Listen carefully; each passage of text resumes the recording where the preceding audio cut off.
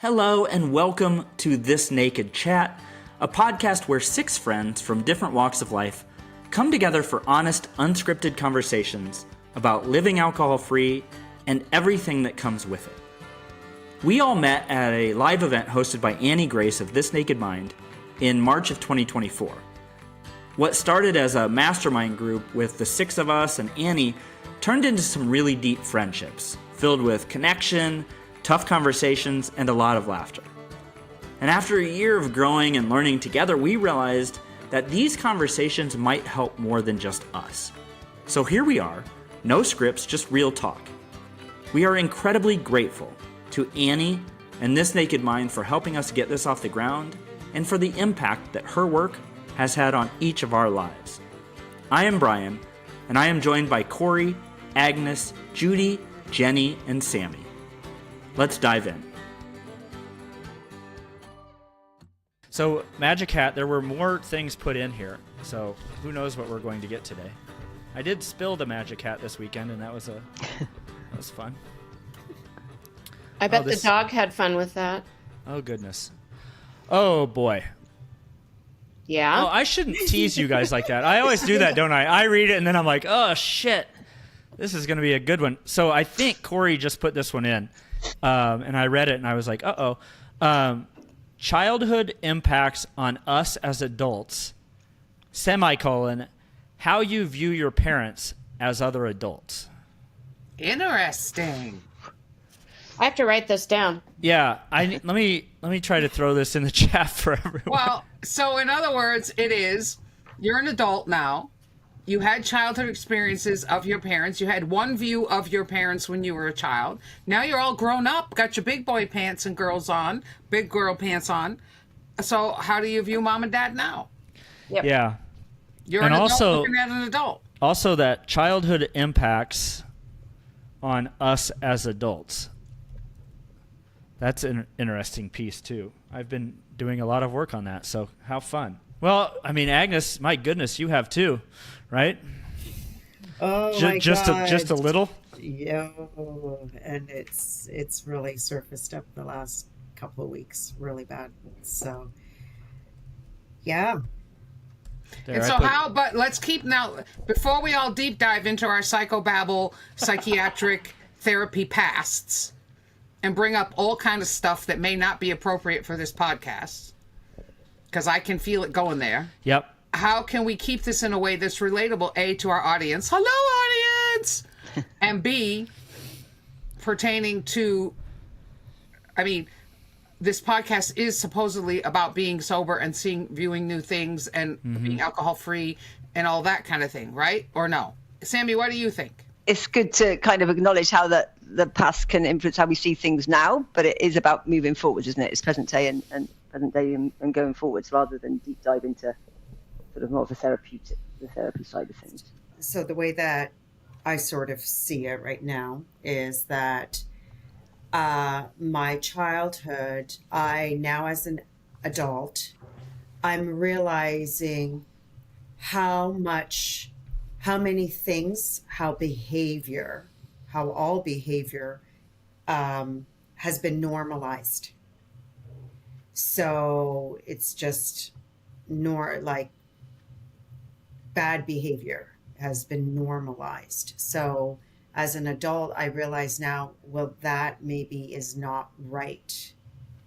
And I'm questioning it. So whatever triggers and whatever things have happened throughout childhood is one thing. But now as an adult, you realize that your body still senses it. So it triggers you physically. And then you would have to dive deep to figure out emotionally where that's coming from, if that's what you choose to do. But your body reacts to it. But what ends up happening is now seeing my parents, seeing them as adults, I'm actually realizing how much of a child they are still now, how they haven't matured in that way. Like they're still behaving in those ways. So it affects everything. So drinking again, what's normal? So again, they normalize what drinking is, at what age, at what this, at what that. This is how it is. This is just how it's supposed to be. Well, now you can realize, I've realized, well, no, that's not right. And you know what? That didn't feel right to me to begin with, but they've normalized it. So it became a normal thing for me. And now it's like, no, that doesn't sit well. So no, I don't like this anymore. So now going in a different direction for myself. But that is completely different from where the parents are and how they think and feel. When you say normalized, do you think like, is that like you found yourself following the same patterns of your parents? Yes. In terms of like, say, drinking or other things? Anything. Yeah. 100%. The thinking just how it is. Mm-hmm. So, I grew up in that generation where, male dominant, for instance, that's how it was. You choose partners that are like that. Like you just continue down that path because you just think that that's just how it is. And having those conversations, they think there's nothing wrong with it. They just accept it. This is how it is. But it doesn't actually mean that it's okay for you or it's right for you. And it doesn't mean what they're thinking or doing is right or wrong either. That's their opinion. Like no one, that suits them for whatever reason. But you're just breaking free of that. Didn't you realize too, I don't have children, so I don't know how this works, but like I see this with some of my friends, but I noticed it in my parents, like they didn't know what they were doing, right? There wasn't like a manual. So I think I've come to, and I by no means had like a bad childhood, but like come to forgive them for the things that maybe did pattern me. And would that not also hold true for this generation? For sure.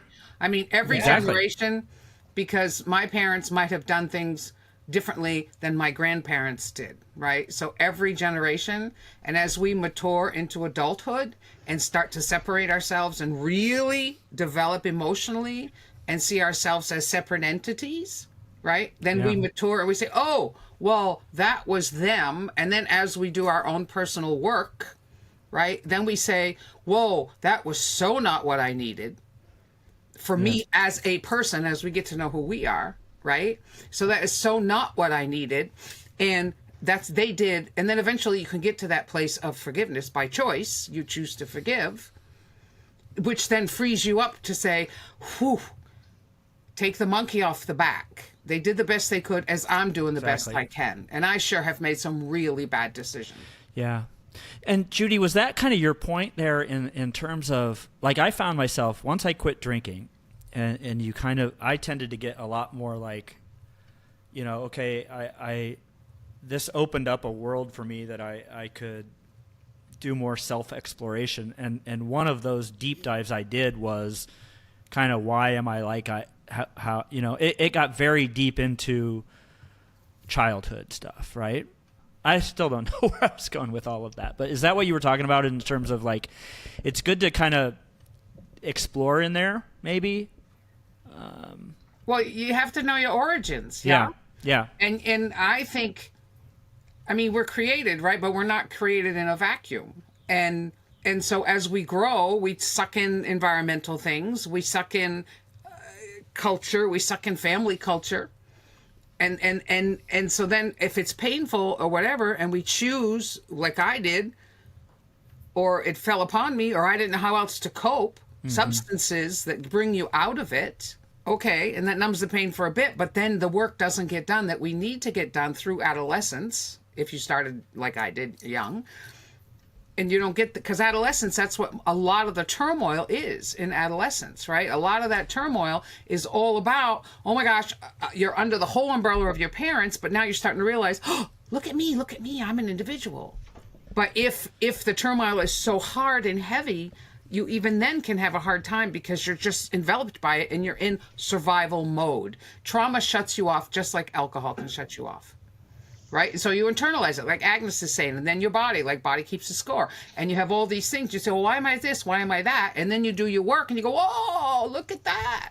I think for me, it provides an opportunity, doesn't it? Once you get alcohol piece out of the way, so you can actually sort of think clearly, it's exploring and working out why things are like they are for me personally, and for why my parents might have did things differently, you know. And that's not with I don't go in it with a sense of looking for fault or blame or any of that. And again, my childhood was great, so I don't have that side of it. But it's interesting to me now that I'm not drinking to actually explore things and connect why I do things the way I do, or where that's come from. You know, we're influenced by people, places, things, aren't we? You know, so obviously childhood does absolutely impact. And then once you see that, you can move forward, right? Yeah. I mean, you kind of got to rattle your cage a little bit to say, oh, clean out the dust.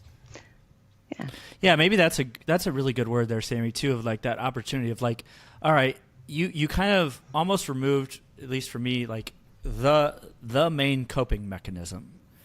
And then you kind of almost go searching for what else is there, you know, and that's where I think maybe you start to, maybe to what you're saying, Judi, is you start to differentiate yourself and your parents a little bit from like, okay, I was, you know, mini me in some respects of both of them.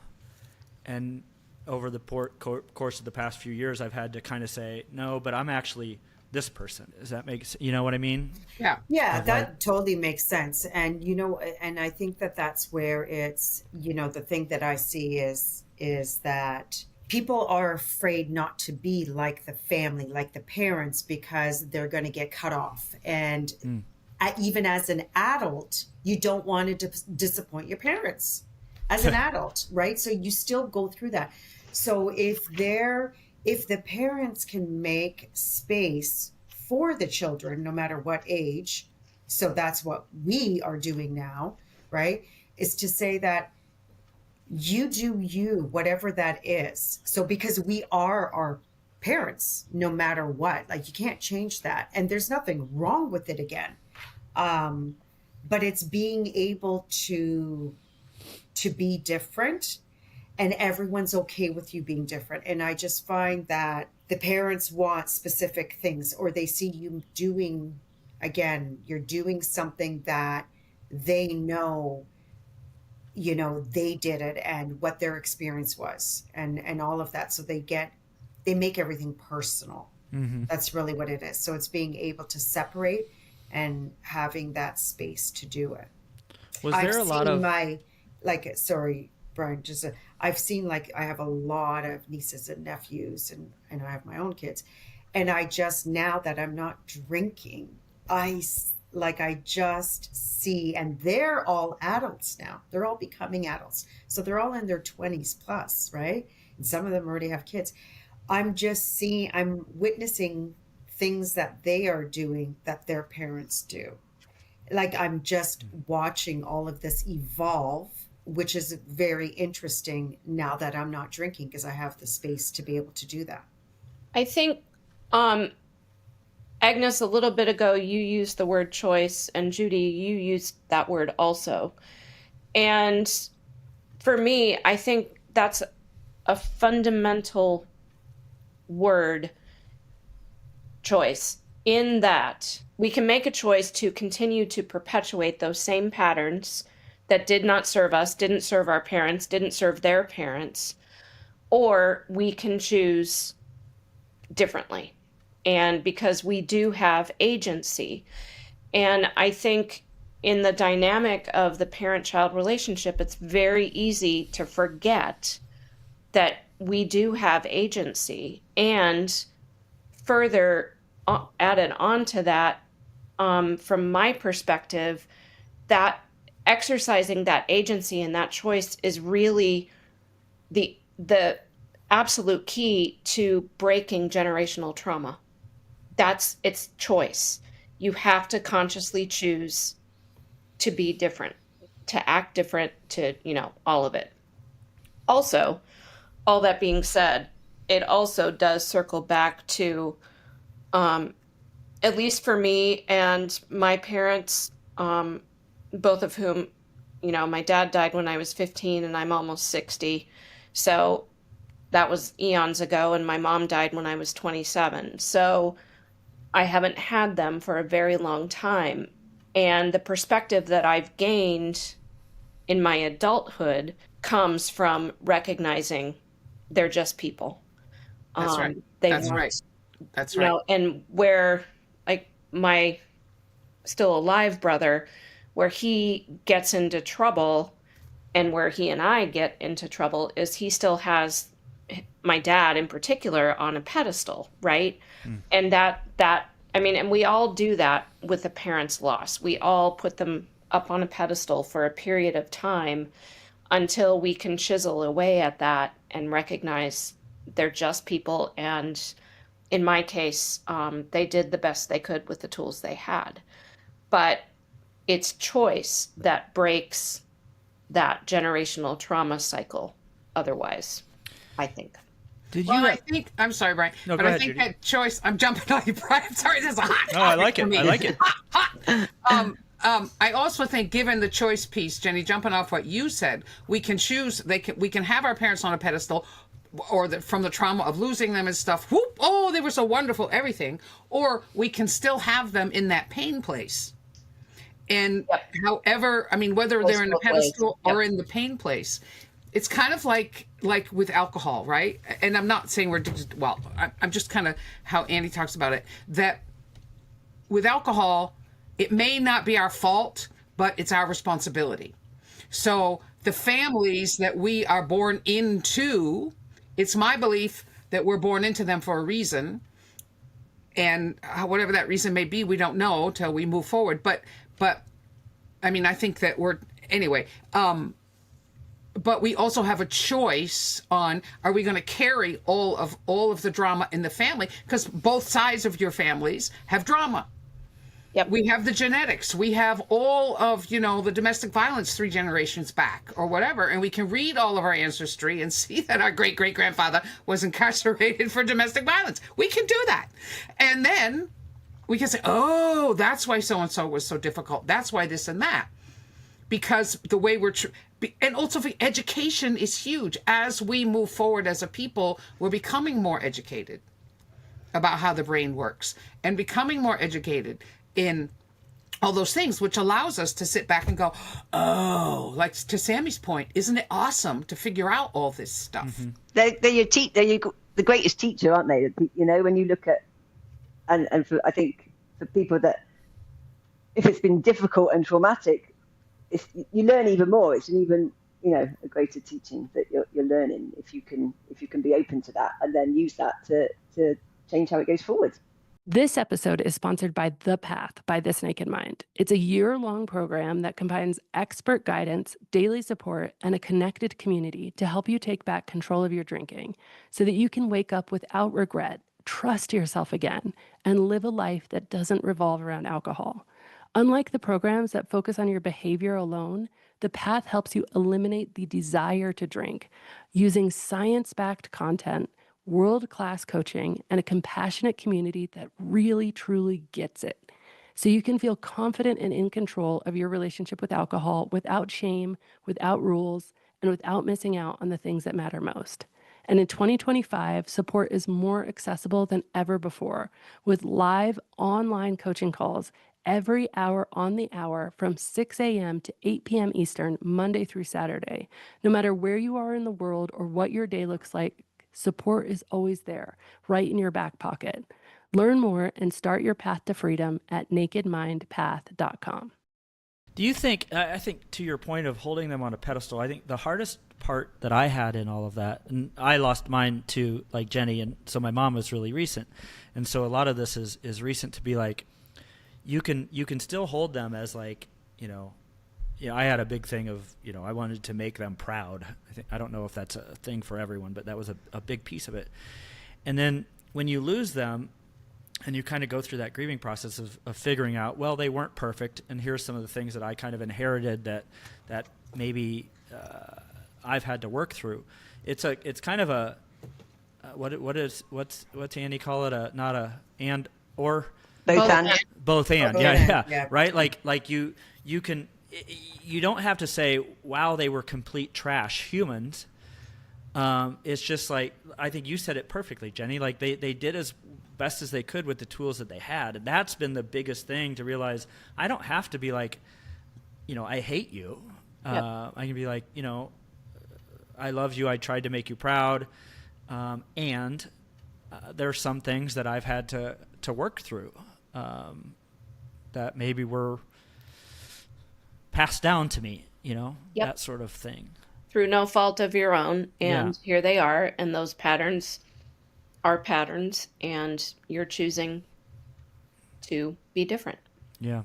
Yeah, well, I have, so, one of the things that I work through that I realize now is, for instance, I was brought up where, again, you work hard. It's always about working hard, and you've got to do everything on your own, and you don't ask for help and all these other things. So when I came to a point where I hired someone to cut my grass, so I hired a gardener, I had such a difficult time doing that. Now everybody else around me is like, what is wrong with you? That is amazing. Oh my God. And you could afford it. If I could afford it, I would. And I would just, to me, that's a failure, because it's one of those things that was passed down that wasn't evident I couldn't see it then, where you have to do everything on your own. That means you're good, you're successful, you're everything. So you cannot outsource it, like you have to. So again, those are the things that are passed on that you don't, again, you're not conscious of it most of the time, I would probably say. But so of course, what do? You feel like crap, so you drink yourself. It's like, holy shit, because now you don't know why you're feeling this way and you're so hard on yourself and why it's not okay. And everyone around you is telling you, you're an idiot. You should be so happy. Like, what is wrong with you? So for me to get through it, because I was still drinking heavily, for me to get through it, I literally had to tell myself all the time, I am employing someone. I'm giving someone a job. I am helping another family. That's what I had to say to myself over and over again until I could rewrite that in my brain to be okay with it, because I physically could not get the job done and I needed it done. So again, those are passed down that you're not aware of. That's kind of like when you hire a housekeeper and you clean your house before they get there. Right? And everybody does that. Yeah, I know. It's like, you're not coming to my house. I'm cleaning it. You can come, but give me an hour. Yeah. That is so funny. That is so true. I can't let them see how disastrous it is. Right. Oh, you can't see the bathroom. Holy smoke. Yeah. Like, I think Agnes said that perfect. I'm like, what are those like subliminal things maybe that just have eaten into your mind over the course of the years of like you said, a work hard thing, right? Like it's a work ethic, or almost like I had it modeled on. Someone brought this up earlier. Both sides of the family. This side was, historical farmers, work hard. So when my dad went to college, became an accountant, it was kind of that path of like, no, it's all about work, no fun, work. This side, fun, a lot, and still, this side, my grandfather was even more successful than this side, right? And I think it was a sales kind of job, but he had fun. I got conflicted there, right? I am much more on the have fun scale than I ever was on this scale, but I always found myself over here. You know what I mean? On the no, work hard, don't have any fun scale. And it came to a head, and that's the piece that I had to figure out. Is like, oh, maybe you can do both?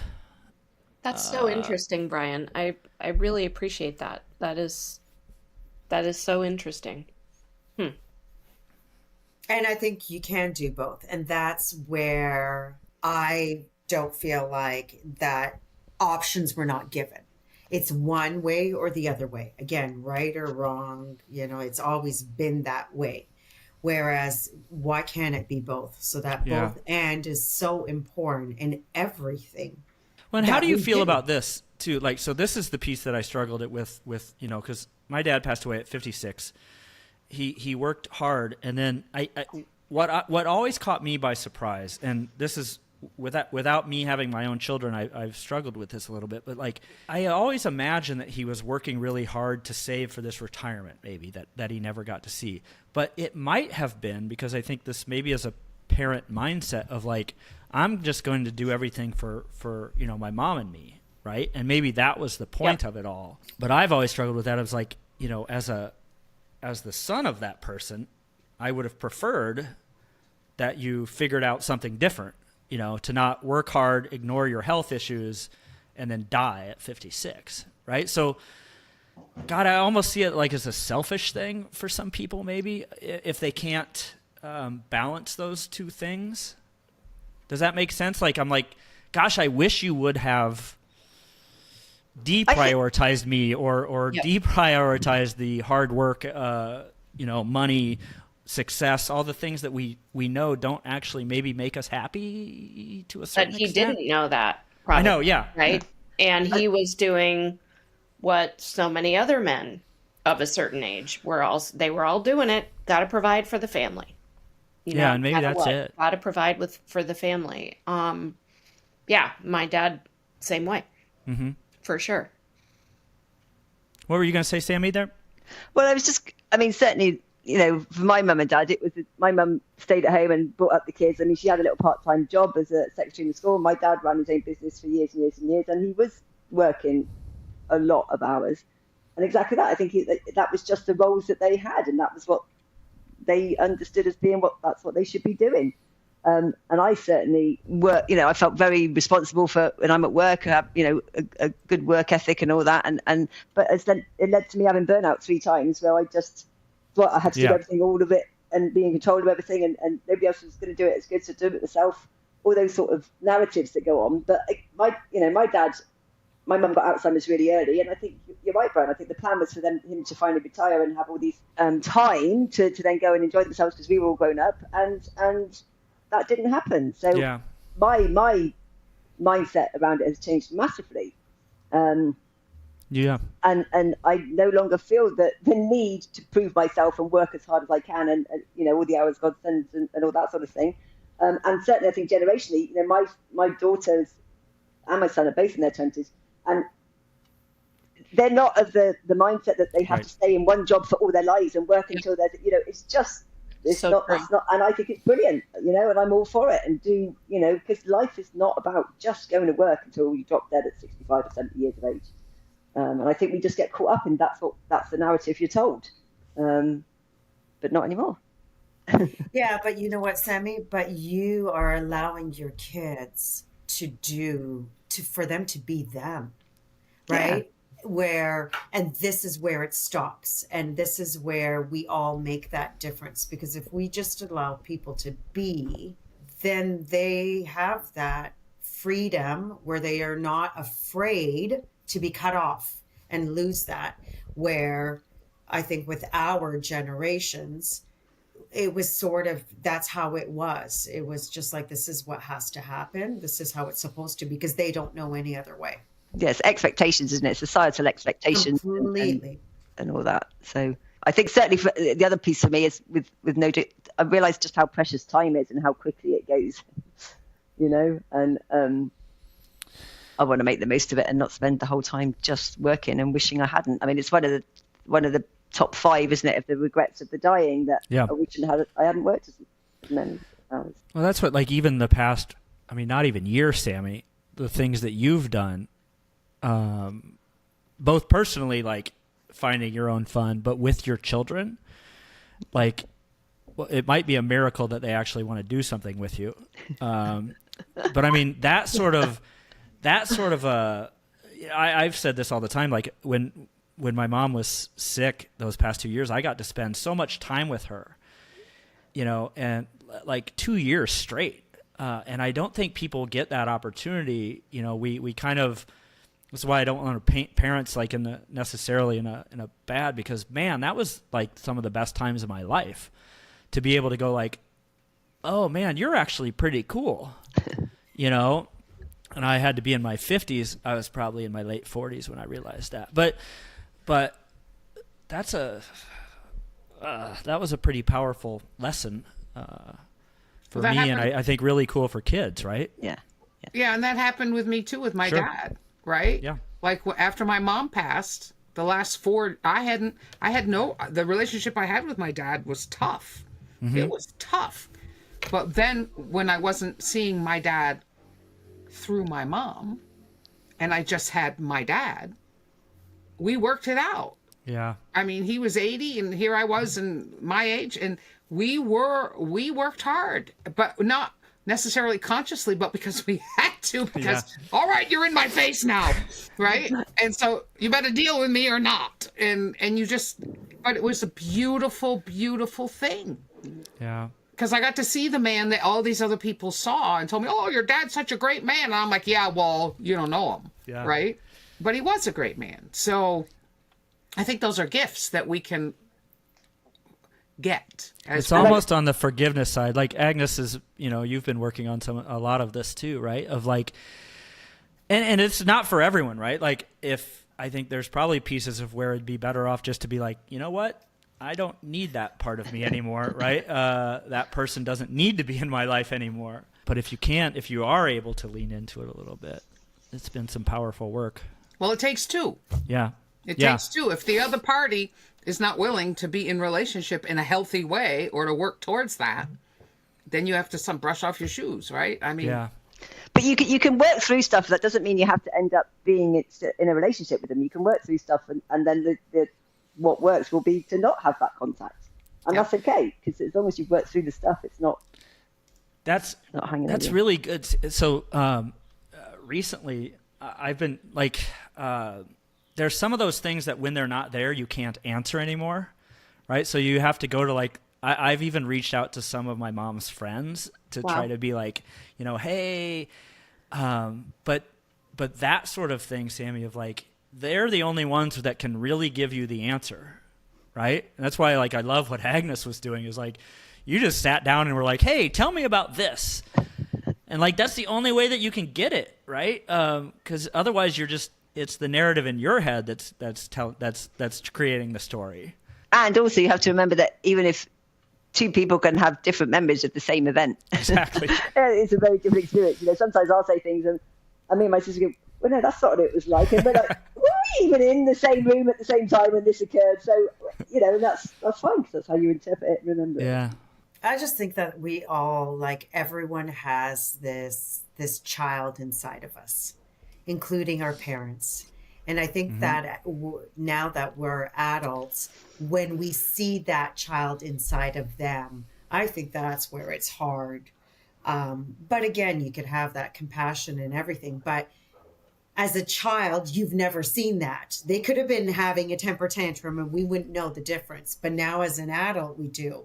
So it's just remembering that we're all children, no matter what. So, having that grace and compassion for each other for whatever it is, I think. And that's, again, we're putting them on this pedestal. We have these expectations.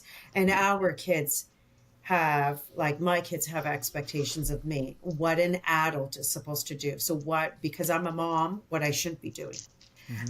As an adult, what I shouldn't be doing, all these other things. And it's like, yeah, but I want to be a child too. So I don't have to be just that one thing.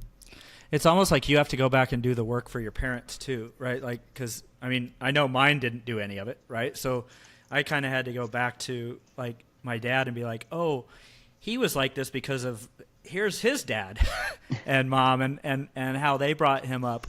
And that then fed down through, like he probably just wanted to be a fucking child too, and did not get the chance at all. I was going to say, and I think because I feel shocked. Like if I heard stories about my mum doing something naughty, I was like, yeah, my mum did that. I was like, no, but it made me smile. I loved it, because you just think that they wouldn't do that. You think your parents don't know what you're up to. Of course they do. They've done it. They've been there, seen it, done it, and you just don't think of them as real. But it's a bit like when you see a teacher, isn't it, out of school, and they're not in school, and you can't get your head around it because they're actual people. But I find myself sometimes I'll do something and I'm like, oh my gosh, that's so like my mum or my dad, And you have that whole thing of I'm never going to say that to my kids.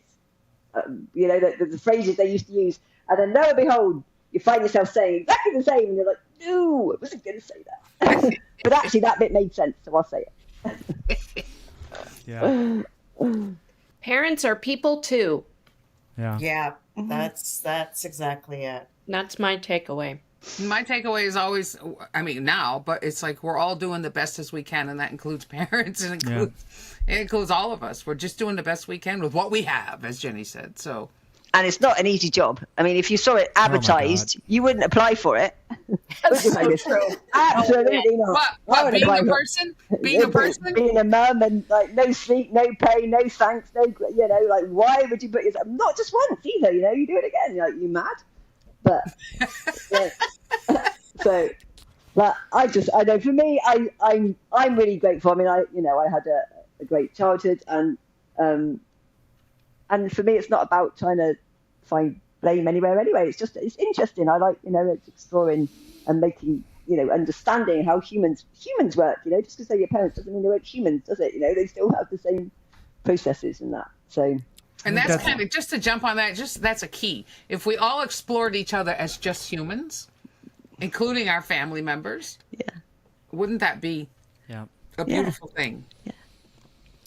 And I think that word interesting is good too, is like, if I found myself, especially when I was kind of first diving into therapy, trying to find all of these answers of like why I was, how I was, and all of that. And that can turn into just a never-ending dive, right? Of like, I'm going to find, oh, this is why I am, and it's because my dad or whatever did this. You can be interested, but there's probably a level where it's time to, I don't know, accept and move forward. I don't know what that answer is there. I'm still kind of trying to find it, but it's like it would be a never-ending search. And it's your expectation of it, isn't it? If you're going wanting to find something out, because then what do you think that's actually going to do for you? Exactly. If you want to find it out because it's interesting and you could link some of the pieces together, then great. But if you're expecting it to suddenly give you an aha moment and exactly, like you're looking for like this, oh, here's the pearl that this answers the entire question that I've been searching for what I'm supposed to do with the rest of my life. Yeah. You might not find that. So the main thing is I think of the Joker when he goes, not so serious. And it is gonna, don't take life so seriously, because before you know it. That's been hitting hard lately. Yeah, for sure. Hey, that's it for today's episode. Thank you so much for listening. If something we said resonated, made you laugh, or made you think, we'd love it if you share it with someone who might need it too. And if you're curious about going alcohol-free or just ready to feel more connected to yourself, check out This Naked Mind. Annie's work brought us all together, and we're so grateful for the impact it's had. On that note, a big thank you to Annie Grace and This Naked Mind for making this podcast possible. We'll see you next time on This Naked Chat.